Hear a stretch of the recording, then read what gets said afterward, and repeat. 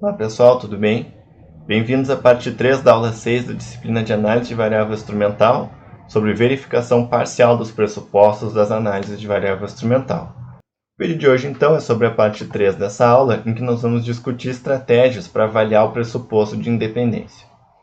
Antes de falar sobre como avaliar esse pressuposto, pessoal, vamos relembrar o que é o pressuposto de independência. Esse pressuposto basicamente postula que Z, o nosso instrumento, é independente de outros preditores de Y. Eu coloquei aqui preditores pré-Z, pré-Z no sentido de serem preditores que precedem Z no tempo. Em uma situação de ensaio clínico randomizado, a gente se referiria a esses preditores como preditores de linha de base. E nós também podemos definir esse pressuposto usando a linguagem dos DAGs. Nessa situação, nós diríamos que não há caminhos backdoor entre Z e Y.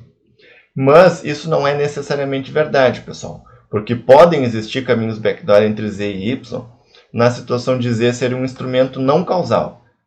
Aqui, então, nós temos a situação em que Z é um instrumento causal e vemos que Z é um instrumento válido. Vocês podem verificar isso aplicando o passo a passo de verificação de validade de um instrumento com base num DAG, que nós vimos lá na aula 1. Na situação de baixo, em que Z é um instrumento não causal, Z é um instrumento, ele só não é causal. Mas notem que existe um caminho backdoor entre Z e Y, o caminho Z, W, X, Y. Então, essa definição aqui do pressuposto de independência, ela não é 100% precisa. Mas o que nós podemos fazer é excluir as setas que saem de X. Nessa situação, fica mais fácil a gente interpretar o DAG. E agora sim, excluindo as setas que saem de X, a gente pode dizer que independência corresponde à inexistência de caminhos backdoor entre Z e Y, como nós podemos ver aqui na situação em que Z é um instrumento não causal e não há nenhum caminho backdoor aberto entre Z e Y. Aqui então, pessoal, nós temos algumas situações, só para fins de ilustração, em que o pressuposto de independência é satisfeito, aqui em cima, e aqui algumas situações em que o pressuposto de independência é violado. Aqui nesse DAG, nesse primeiro DAG à esquerda embaixo, pessoal. Por que o pressuposto é violado? Porque nós temos aqui um caminho backdoor entre Z e Y, mesmo que X não tenha um efeito causal sobre Y, configurando então violação do pressuposto de independência. E aqui no segundo DAG, então, pessoal, nós temos uma situação parecida, em que nós temos o seguinte caminho backdoor aberto entre Z e Y, o caminho Z, W, S, V, Y.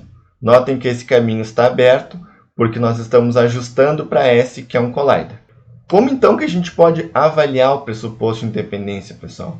Vamos pensar em ensaios clínicos randomizados. Qual é a tabela 1 de qualquer ECR? É uma comparação entre os grupos intervenção e controle com relação a variáveis, que em geral são preditores do desfecho, pré-alocação da intervenção, que a gente costuma chamar de variáveis de linha de base. E qual é o objetivo dessa tabela 1 de um ECR? É avaliar se a intervenção foi efetivamente alocada ao acaso, se ela foi efetivamente alocada aleatoriamente. Por quê? Porque se ela foi alocada aleatoriamente, a gente esperaria que os grupos de intervenção e controle fossem comparáveis. De forma que a existência de associação entre a alocação da intervenção e uma ou mais variáveis na linha de base indicaria, ou poderia ser interpretado como um indicativo de falha no processo de randomização. Mas nós vimos, pessoal, lá na aula 1, que a alocação da intervenção em ensaios clínicos randomizados é uma variável instrumental. Ou seja, o nosso Z em um ensaio clínico randomizado é justamente pertencer ao grupo intervenção ou pertencer ao grupo controle. Então, pessoal, o que a gente está avaliando na tabela 1? O pressuposto de independência. Nós estamos avaliando se Z é independente de preditores de linha de base do desfecho. E a gente pode usar essa lógica não só para ensaios clínicos randomizados, mas para qualquer análise de variável instrumental, incluindo situações em que estamos trabalhando com estudos observacionais. E aqui então, pessoal, nós temos um exemplo de uma tabela 1 em um ensaio clínico randomizado, comparando então os grupos intervenção IG e controle CG, com relação a características de linha de base dos participantes e também a proporção de dados faltantes em cada grupo. E nós podemos ver, eu não vou fazer uma avaliação a fundo de cada uma dessas variáveis, mas nós podemos ver que, de forma geral, os valores foram bem parecidos entre os grupos de intervenção e controle, corroborando então, né, a ideia de que a randomização foi realizada com sucesso e que, portanto, o pressuposto de independência é cumprido.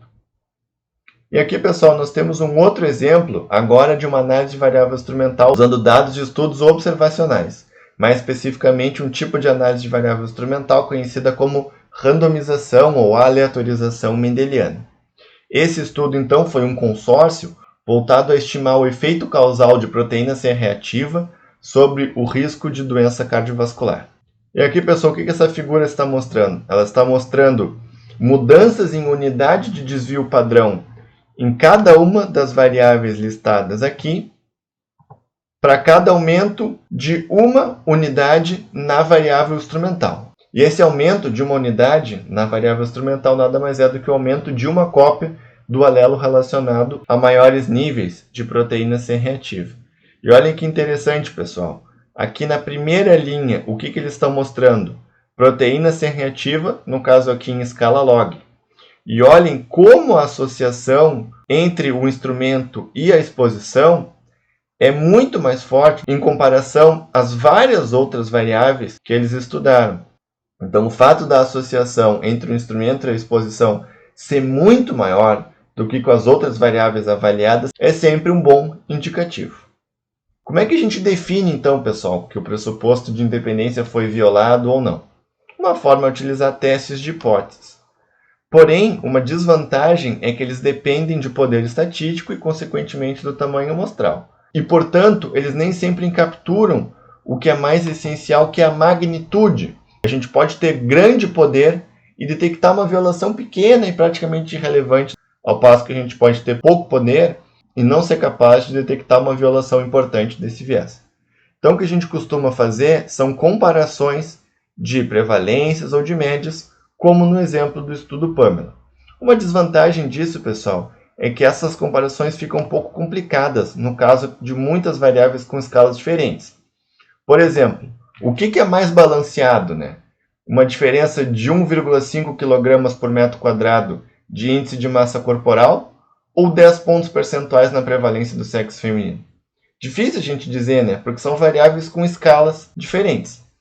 E uma terceira possibilidade, então, é o uso de comparações utilizando diferenças padronizadas, que foi o caso, então, do estudo de randomização mendeliana que eu apresentei no slide anterior, que apresentou a associação entre o instrumento e as diversas outras variáveis na escala de desvio padrão dessas outras variáveis, permitindo, então, comparações entre variáveis com escalas diferentes. Sobre a avaliação empírica, pessoal, de independência, ela sempre vai ser parcial. Por quê? Porque ela se limita a variáveis medidas. E sempre é possível, do ponto de vista teórico, não estou dizendo que é sempre provável, mas é sempre possível que exista um forte preditor de linha de base do desfecho que não foi medido e que difere entre os grupos, ou seja, que está associado com Z. Devido a essa possibilidade teórica, qualquer avaliação empírica do pressuposto de independência, ela vai ser sempre parcial. E quaisquer diferenças entre os grupos, ou seja, quaisquer indícios de associação entre variáveis de linha de base e Z, vão ser especialmente preocupantes na situação em que a associação entre Z e X e a associação entre Z e uma dessas variáveis for de similar magnitude, indicando que Z seria muito pouco específico. E na situação, pessoal, em que exista, por exemplo, uma forte associação entre Z e um preditor de linha de base do desfecho, talvez uma associação ainda mais forte do que a associação entre Z e a própria exposição. Nós vamos ver, então, algumas estratégias de tentar lidar com isso na parte 5 dessa aula. Certo? O vídeo de hoje fica por aqui. Espero que o conteúdo tenha ficado claro e nos vemos, então, na parte 4 da aula. Até lá!